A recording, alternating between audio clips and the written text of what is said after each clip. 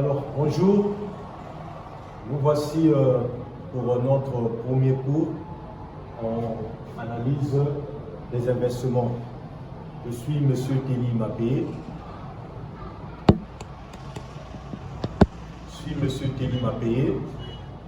Nous allons travailler sur l'analyse des investissements durant toute cette année académique.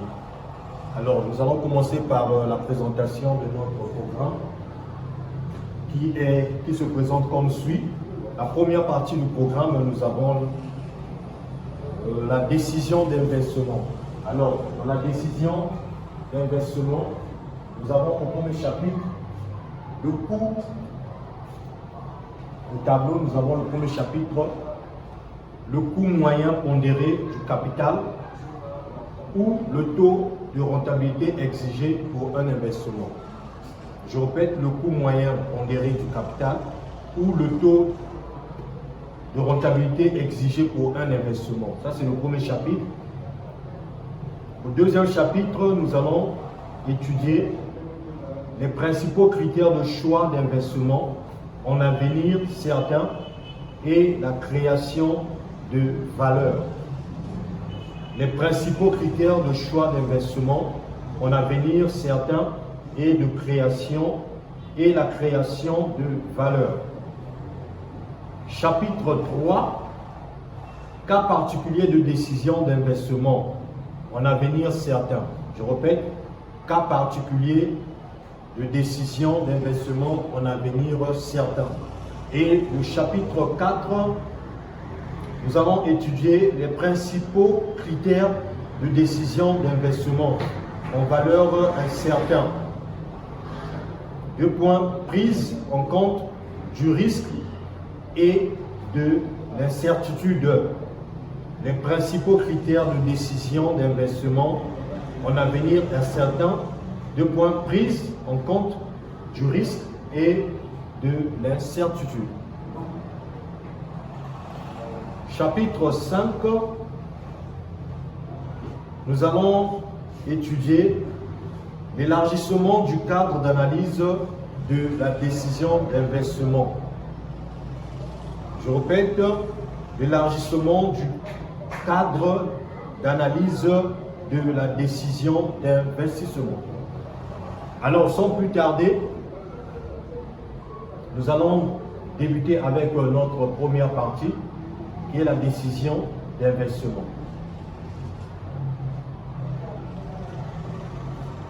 Donc, nous avons une partie du programme au tableau que nous pouvons toutefois noter.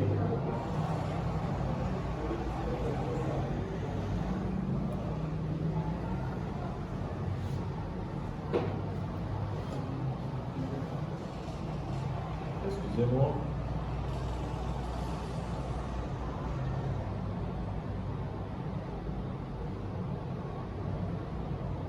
Donc, nous allons voir quels sont les risques pour un investissement, pourquoi nous devons investir. C'est un peu à cela que nous allons parler dans notre cours, dans ce programme qui est l'analyse des investissements. Alors, nous allons débuter avec la décision d'investissement.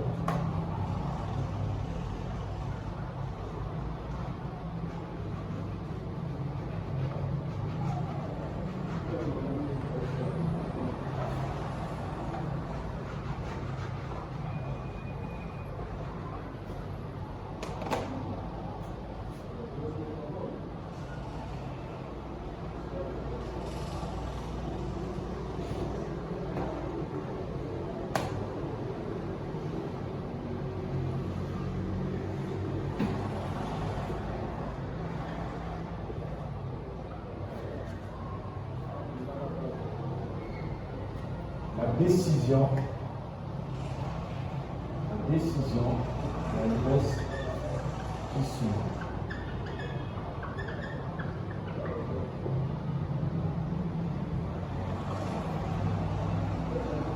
La décision l'investissement comme un premier cours. Alors, nous allons noter la décision peut être définie comme une entité économique constituée de différents facteurs de production. La décision peut être définie comme une entité économique constituée de différents facteurs de production. Et les différents facteurs de production, nous avons pour exemple capital, humain, matières premières. Produisons des biens et services à destination d'un ou plusieurs marchés. Je répète avec la définition.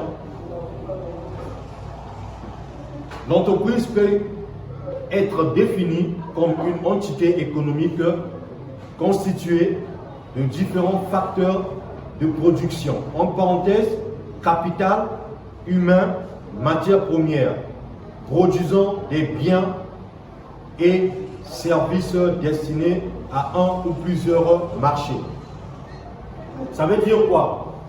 Une entreprise a pour but répondre à un besoin.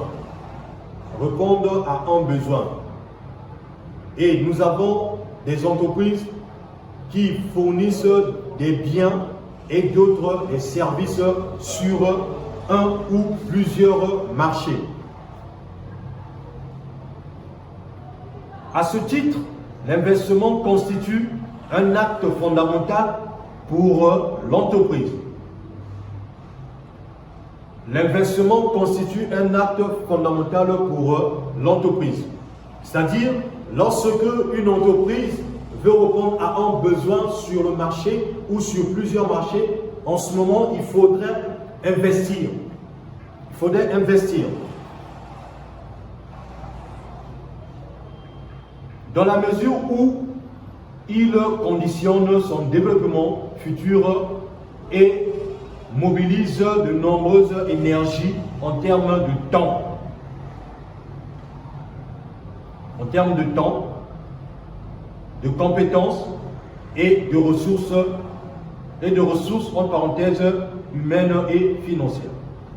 Donc une entreprise à l'investissement a besoin des ressources.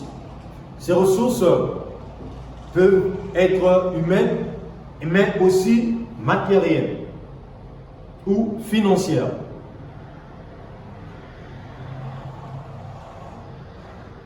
En l'espèce, l'investissement apparaît comme le véritable moteur de création de valeur, caractérisé par le couple rentabilité-risque. L'investissement est caractérisé par le couple rentabilité et risque. C'est-à-dire, on n'investit pas seulement parce qu'on veut obtenir un profit, mais nous devons aussi prendre en ligne de compte les risques de notre investissement. C'est-à-dire, je veux mettre en place une entreprise qui doit répondre à un besoin. Mais oui, nous allons répondre à un besoin et la raison d'être d'une entreprise, c'est le profit. Donc, nous ne sommes pas là seulement pour le profit, mais nous devons aussi évaluer les prétendants risques.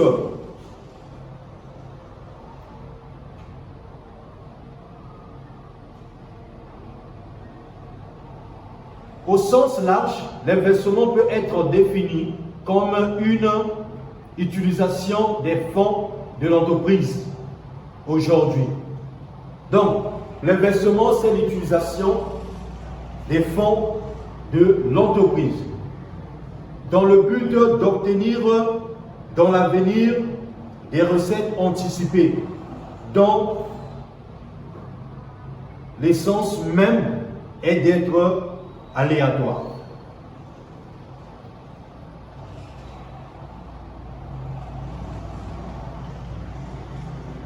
Alors, nous allons parler des flux.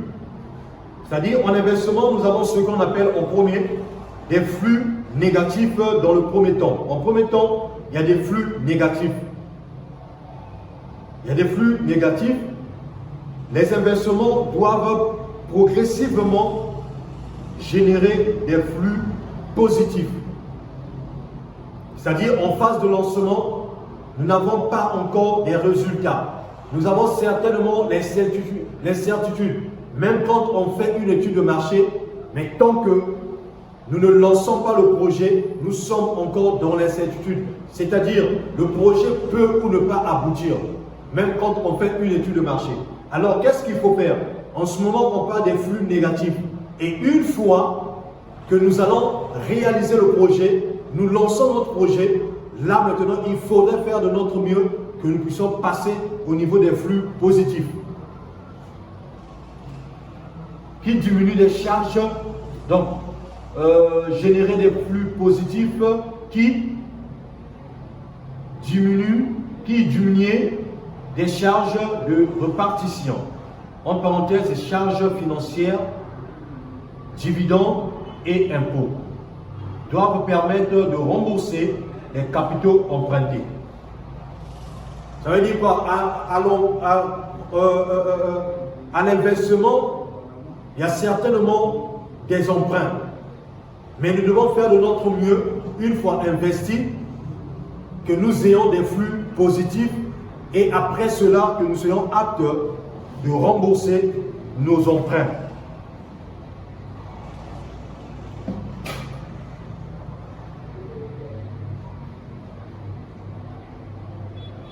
Le pivot théorique de cette étude de processus de choix d'investissement constitue dans le premier principe de maximisation de la valeur de l'entreprise, c'est-à-dire de la richesse des actionnaire. Par ailleurs, les concepts associés sont ceux du temps, de l'actualisation et du risque.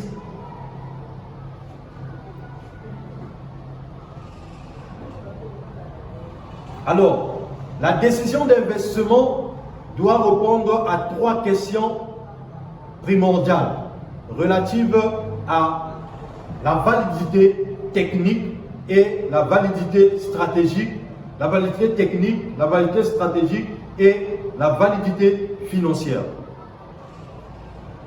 Je répète, l'investissement doit répondre à 3 questions primordiales relatives à la validité technique, de la validité stratégique et de la validité financière du projet d'investissement. Donc, pour prendre une décision d'investissement, il faudrait répondre à ces 3 questions qui sont la validité technique, la validité stratégique et la validité financière du projet. La validité technique, nous allons développer un peu plus bas ces validités. Plus spécifiquement, l'évaluation financière d'un projet d'investissement doit répondre à la question: le projet étudié crée-t-il ou détruit-il de la valeur pour l'entreprise? C'est-à-dire, nous ne devons pas investir pour le plaisir d'investir, mais nous devons voir les enjeux de notre investissement. Est-ce que l'investissement va nous apporter quelque chose de plus, va apporter de la valeur ajoutée à l'entreprise, ou cela pourra tout simplement emmener l'entreprise dans une perte? Dès lors, un projet sera retenu si la valeur actuelle nette,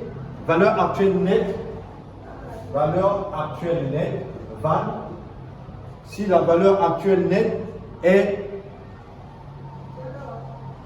positive, c'est-à-dire s'il est rentable financièrement. C'est-à-dire, nous devons voir si notre projet d'investissement est rentable pour l'entreprise. En ce moment, nous pouvons se lancer dans notre démarche d'investissement. En d'autres termes, créateur de valeur. Si notre projet crée de la valeur, c'est-à-dire si notre projet d'investissement crée de la valeur pour l'entreprise, en ce moment, l'entreprise peut se lancer dans une décision d'investissement. La décision d'investissement est une composante primordiale de la gestion d'une entreprise. Dans la mesure où les choix d'aujourd'hui conditionneront ce qu'elle sera demain.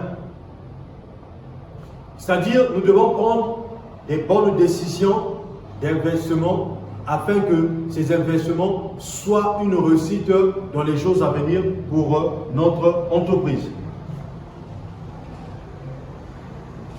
Elle correspond ainsi à l'une des 4 grandes décisions auxquelles doit faire face l'entreprise.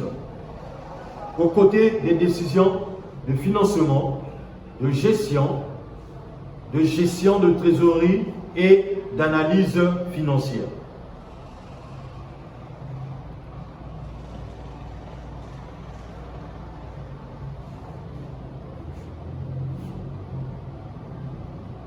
Donc nous pouvons dire,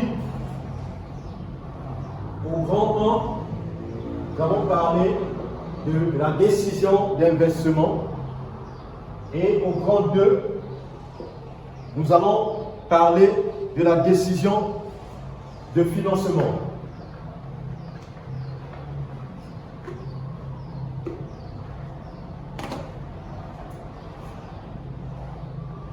La décision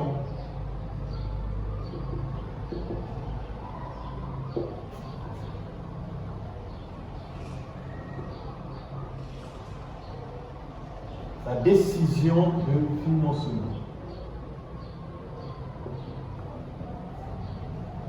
La décision de financement.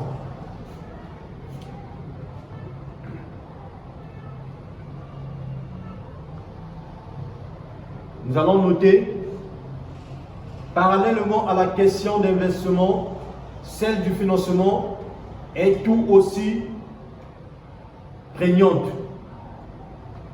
Parce que la vie d'une entreprise répond à un cycle de vie, entre parenthèses, création, développement, maturité, déclin. C'est-à-dire, une entreprise a un cycle de vie. Il y a une phase, ce qu'on appelle par création. Il y a la phase création ou phase de lancement. Développement ou phase de croissance. Maturité et déclin. Déclin, c'est-à-dire l'entreprise va vers sa fin. Et du coup,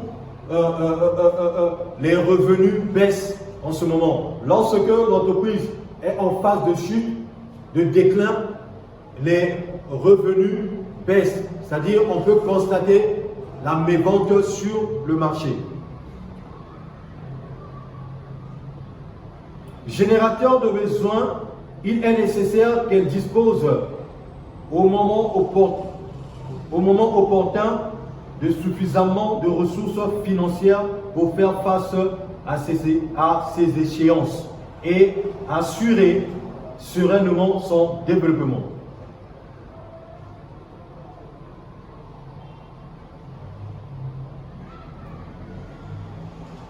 Et assurer sereinement son développement. Plus spécifiquement, dans le cadre de son activité, l'entreprise est confrontée à deux enjeux financiers stratégiques majeurs, Deux points. Celui de financer ses investissements. En parenthèse, optique de long terme et celui de financer ses activités courantes. C'est-à-dire, l'entreprise est confrontée à deux enjeux d'investissement. Et parmi ces enjeux, premièrement, nous avons l'enjeu, celui de financer ses investissements. Et deuxièmement, financer son activité courante.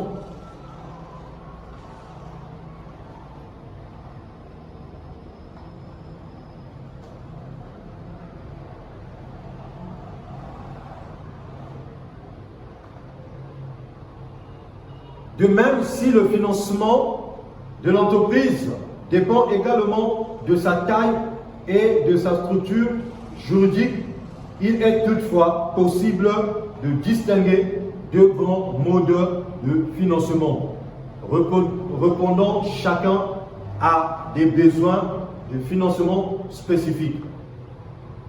Le financement d'une entreprise dépend de sa taille et de la forme d'entreprise. Je donne un exemple. Le financement qu'il nous faut pour une SA, société anonyme, n'est pas égal au financement, par exemple, pour une salle ou bien pour les établissements.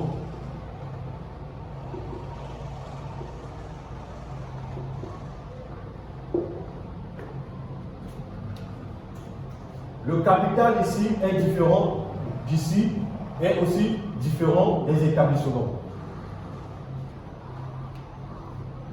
Il est toutefois possible de distinguer deux grands modes de financement, répondant chacun à des besoins de financement spécifiques. Alors, nous avons deux modes de financement que nous allons décortiquer tout à l'heure.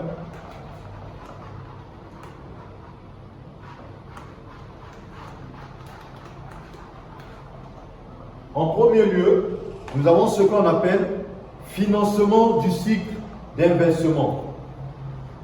Donc, petit 1, il y a le financement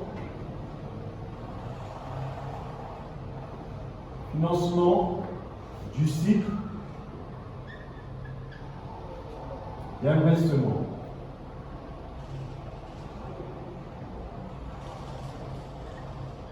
Financement du cycle d'investissement 2. Alors, au petit 1, nous avons le financement du cycle d'investissement auquel correspond la politique de financement à long terme. Le financement du cycle d'investissement auquel correspond la politique de financement à long terme. Au petit 2, nous avons le financement du cycle d'exploitation auquel correspond la politique du financement à court terme. Financement du cycle d'exploitation.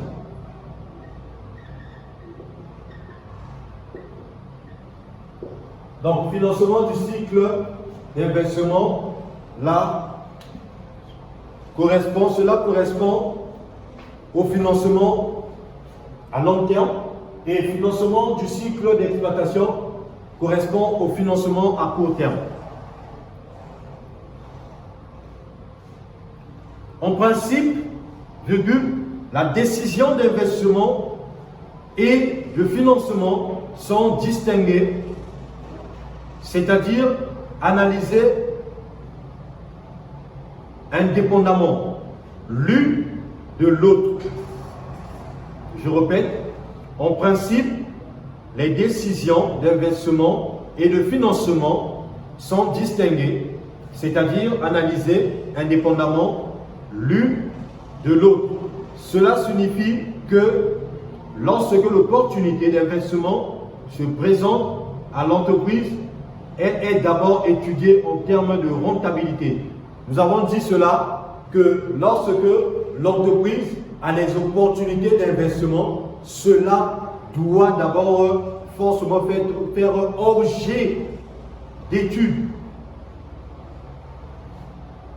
Objet d'études en termes de rentabilité. Est-ce que notre investissement est rentable à l'entreprise? Est-ce que notre projet peut être rentable à l'entreprise? Il ne faudra pas investir et pousser l'entreprise en faillite.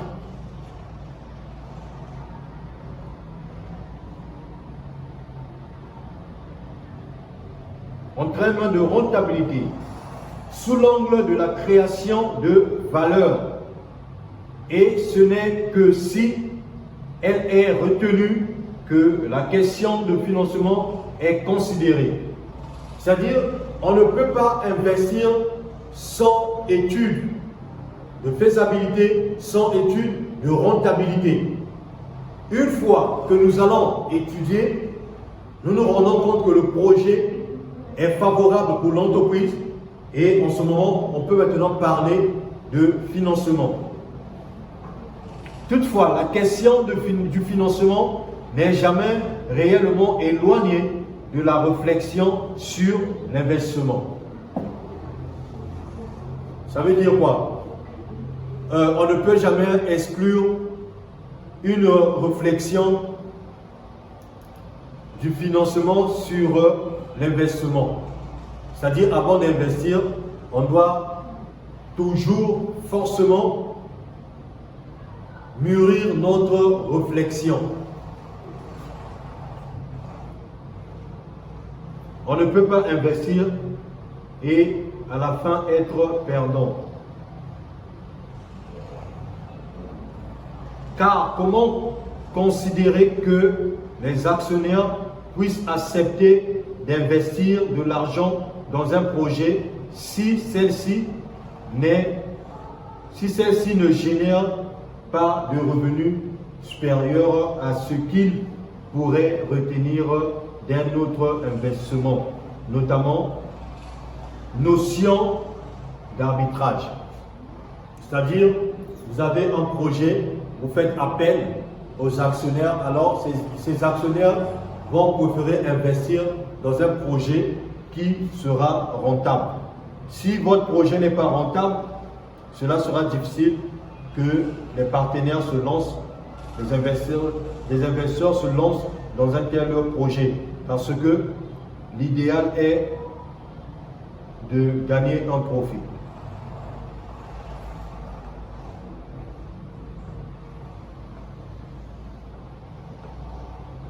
Alors, il y a ce qu'on appelle par notion d'arbitrage. Notion d'arbitrage respectant une démarche progressive et pédagogique.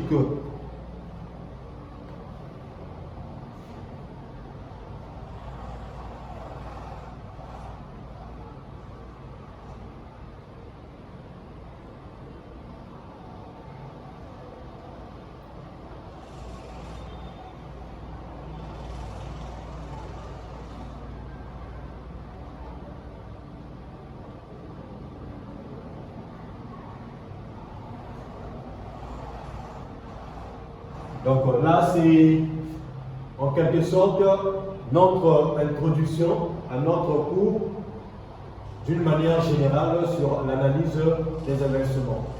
Donc nous avons essayé d'introduire la décision d'investissement. Nous avons introduit la décision d'investissement. Nous avons introduit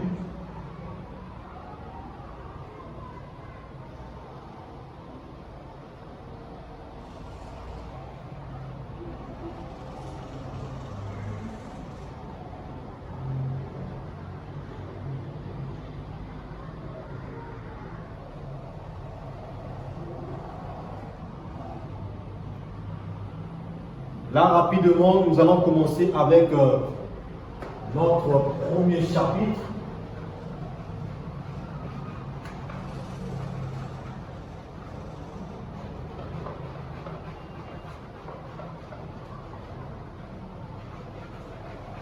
Nous allons commencer avec notre premier chapitre.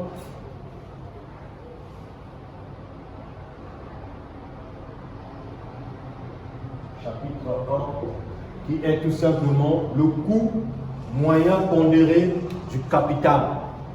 Le coût moyen pondéré du capital ou le taux de rentabilité exigé pour un investissement. Je répète, le coût moyen pondéré du capital ou le taux de rentabilité exigé pour un investissement.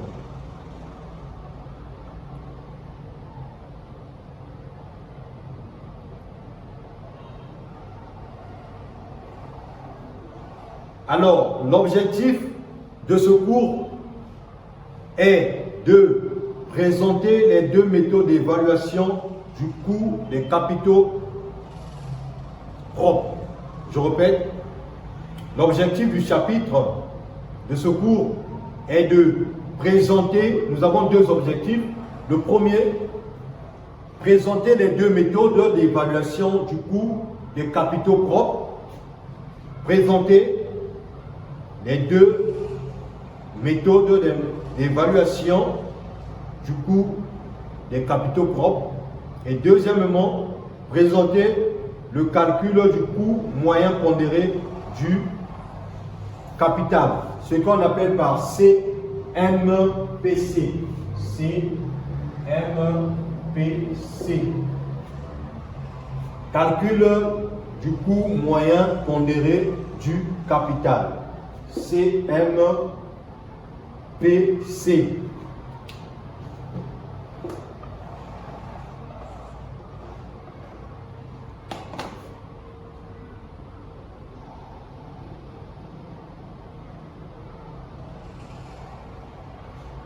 À la ligne, nous allons noter le coût moyen pondéré du capital est coût capital. Le coût moyen pondéré du capital, virgule, ou coût du capital est un concept essentiel en matière de décision d'investissement. Dans la mesure où il est utilisé comme taux d'actualisation pour les critères de décision. Je répète, le coût moyen pondéré du capital ou coût du capital est un concept essentiel en matière de décision d'investissement. Dans la mesure où il est utilisé comme taux d'actualisation pour tous les critères de décision. Nous allons voir cela au chapitre 2, en plus de détails.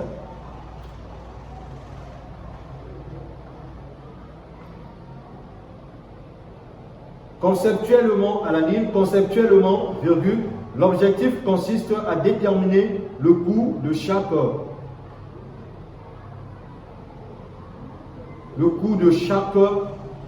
somme utilisée par l'entreprise. Plus spécifiquement, le coût moyen pondéré du capital est le taux de rentabilité minimum que doit dégager le projet d'investissement pour créer de la valeur, entre parenthèses, en tant que valeur de marché et non comptable. Alors, je répète encore,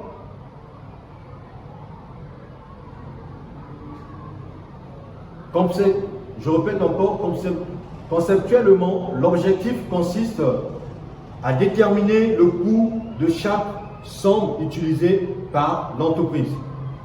C'est-à-dire, là, on doit étudier le financement dégagé par l'entreprise. Plus spécifiquement, le coût moyen pondéré du capital est le taux de rentabilité minimum que doit dégager le projet d'investissement pour créer de la valeur. Alors, au petit 1,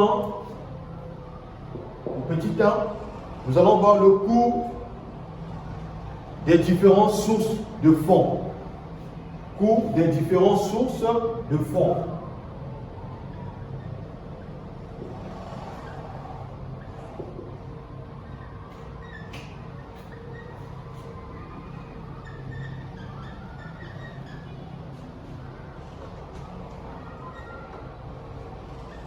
Coût de différentes sources.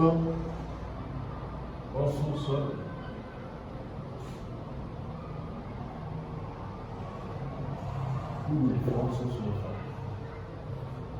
Petit 1, nous allons voir coût de différentes sources de fonds.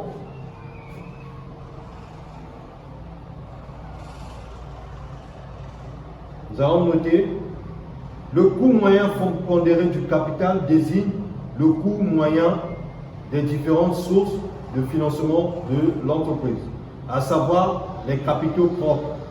Capitaux propres, CP, à savoir les capitaux propres et les dettes. Et les dettes financières, ce qu'on appelle par DF, dettes financières.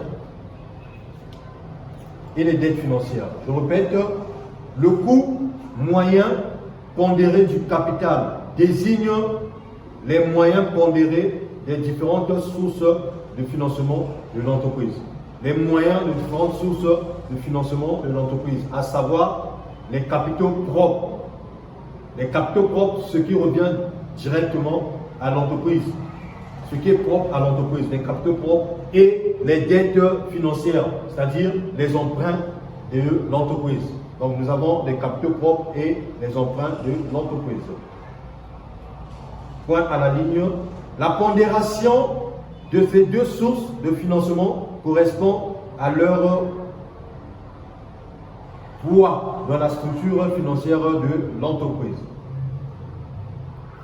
Dans la structure financière de l'entreprise. Nous allons prendre un petit schéma. Donc là nous avons actifs, les actifs. Là nous avons actifs.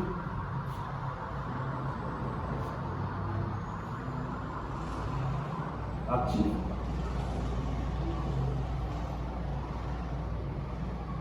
Et là nous avons, ici nous avons actifs, là nous avons capitaux propres, dettes financières, capitaux. Ici nous avons capitaux propres,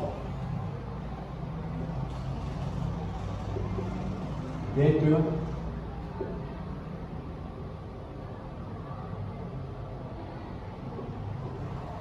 dettes financières. Nous avons capitaux propres, dettes, capitaux propres, dettes financières, et en bas nous avons dettes d'exploitation.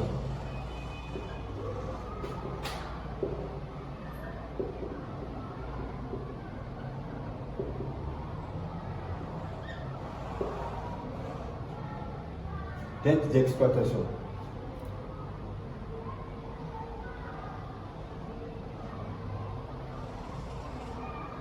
Alors, ici, au niveau des capitaux propres, dettes financières, là, nous sommes soumis à des intérêts. C'est-à-dire, on fait des prêts moyennant des intérêts. Et au niveau des dettes d'exploitation, nous ne sommes pas soumis à des intérêts. C'est ce qu'il faut noter. Les actifs, c'est ce qui revient proprement à l'entreprise. Donc nous avons ici, là, il n'y a pas de dette, et à ce niveau, nous avons des dettes. Et au niveau des capitaux propres, dettes financières, nous avons un taux, nous avons des intérêts, et dettes d'exploitation, nous n'avons pas des intérêts.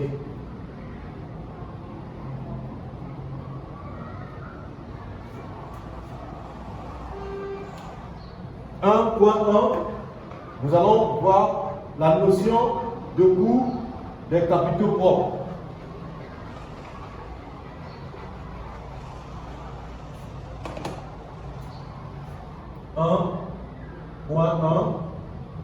La notion des coûts,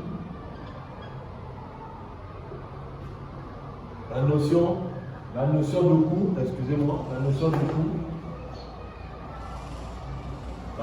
de coût des capitaux propres.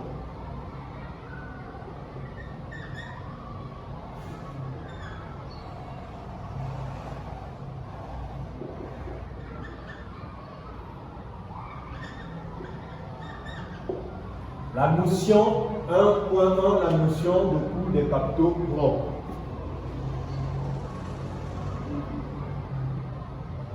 À la ligne, conceptuellement, les coûts de capitaux propres est un coût implicite différent, est un coût implicite difficile à apprécier. Conceptuellement, virgule, le coût des capitaux propres est un coût implicite difficile à apprécier qui est cependant possible de saisir via les primes actionnaires par entreprise. Ainsi, pour les actionnaires, bailleurs de fonds de l'entreprise, il correspond à un coût d'opportunité puisqu'il représente la rémunération exigée ou attendue par un actionnaire sur son capital investi en actions, compte tenu du niveau de risque encouru. De ce point de vue, il s'agit du taux de rentabilité exigé par les actionnaires sur leurs investissements en actions de l'entreprise. Ça veut dire quoi? La notion de coût des capitaux propres, ici, l'actionnaire ou un bailleur de fonds vous fixe un taux d'intérêt. Et pour l'actionnaire, c'est un bon marché puisque l'actionnaire prend des risques d'investir moyennant des taux d'intérêt. En d'autres termes, il s'agit du taux de rentabilité exigé par les bailleurs. Le taux de rentabilité exigé, c'est ce qu'on peut également appeler par le taux d'intérêt. Pour accepter de la financer. C'est-à-dire, lorsque vous avez un projet d'investissement et que vous voulez voir des actionnaires, vous cherchez des actionnaires ou des bailleurs pour investir dans votre projet, alors là, vous êtes soumis à ce que l'on appelle par le taux de rentabilité exigé par le bailleur de fonds de l'entreprise.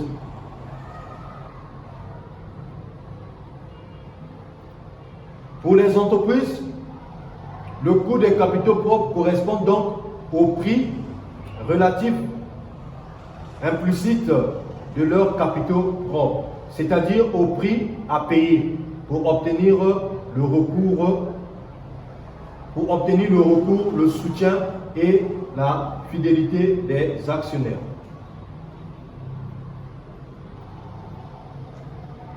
Cet aspect de rentabilité attendu pour les actionnaires renvoie à un certain impératif pour l'entreprise d'assurer à ses actionnaires une rentabilité suffisante, qui pose la question même de l'importance de l'actionnaire pour la société cotée. À cela, deux raisons majeures. Alors, là, nous allons voir les raisons majeures qui peuvent pousser les actionnaires ou les bailleurs de fonds de se lancer dans un investissement. Alors, parmi les raisons majeures, nous avons en premier,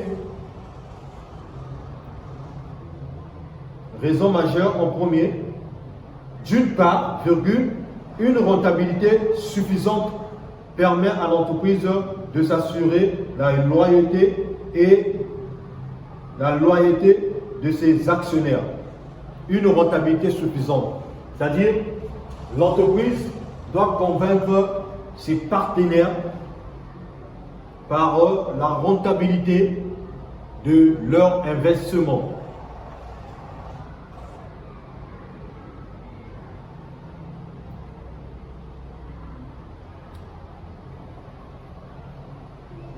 D'une part, une rentabilité suffisante permet à l'entreprise de s'assurer la loyauté de ses actionnaires, évitant ainsi tout mouvement massif de revente des titres. Les actionnaires étant susceptibles de voter avec leurs pieds. D'autre part, en rendant ses actions heureux, l'entreprise s'assure un accès à leurs ressources à tout instant. Et donc, la certitude de pouvoir financer des projets d'investissement futurs par émission d'actions nouvelles. Dans la pratique, il existe deux grandes catégories de méthodes d'évaluation du coût des capitaux propres. Alors là, nous allons voir des méthodes. Nous allons voir deux méthodes, les méthodes d'évaluation d'investissement.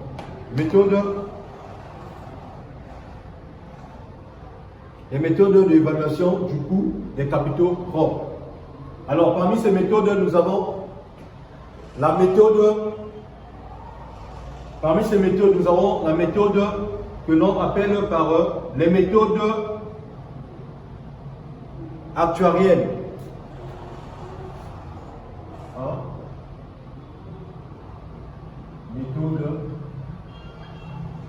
Les méthodes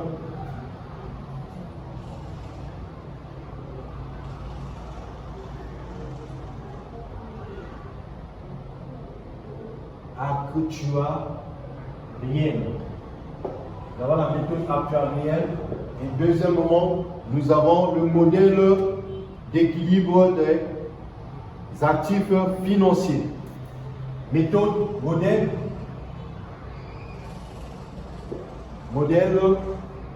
d'équilibre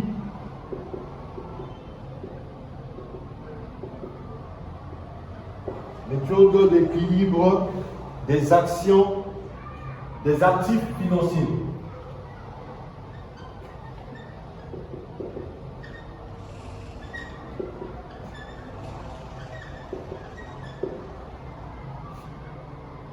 Nous avons méthode actuarielle. Deuxièmement, nous avons modèle d'équilibre des actifs financiers. Là, nous avons les deux modèles. Là, nous avons les deux méthodes. Nous avons les deux méthodes d'évaluation du coût des capitaux. Méthode ou modèle.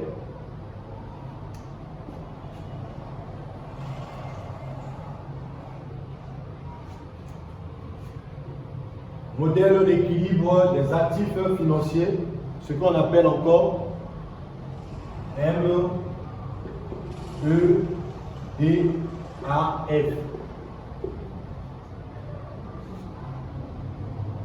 MEDAF. MEDAF.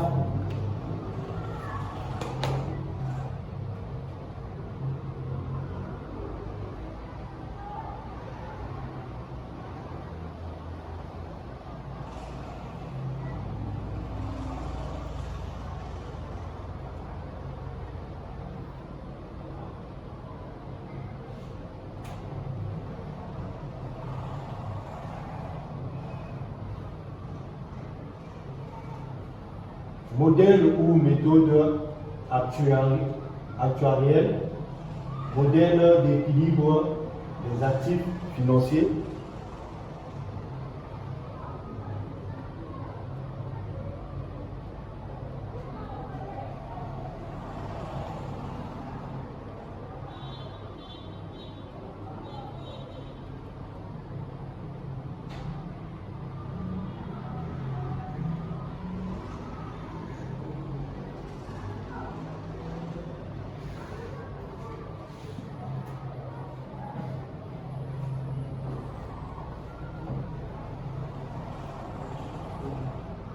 Alors, nous allons voir en premier les modèles actuariel d'évaluation du coût des capitaux propres.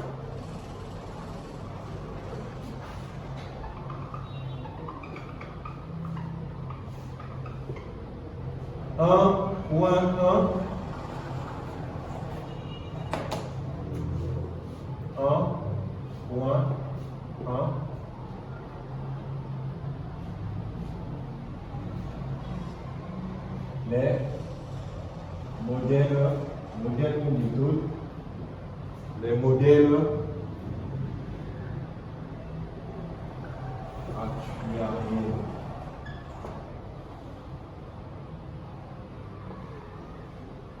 actuariels.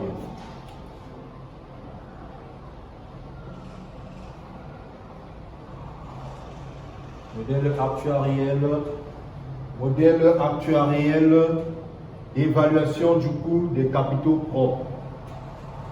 Modèle actuariel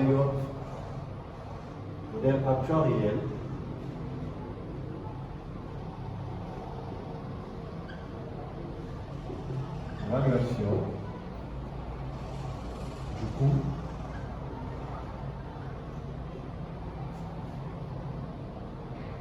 des capitaux propres.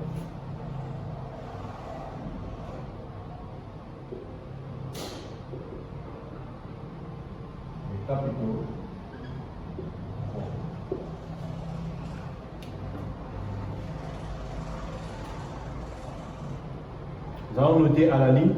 Parmi les modèles actuariels d'évaluation du coût des capitaux propres sont distingués successivement le modèle de croissance des dividendes et le prince. Et nous allons mettre fin à notre première partie du cours, mais comme nous devons tout simplement retenir que d'une part, une rentabilité suffisante permet à l'entreprise de s'assurer la loyauté de ses actionnaires. C'est ça le plus important. Et deuxièmement, d'autre part, en rendant ses actionnaires heureux, l'entreprise s'assure un accès à leurs ressources à tout instant. C'est ce que nous pouvons dire. Et prochainement, nous allons continuer avec, les deux modèles d'évaluation du coût des capitaux propres. Merci.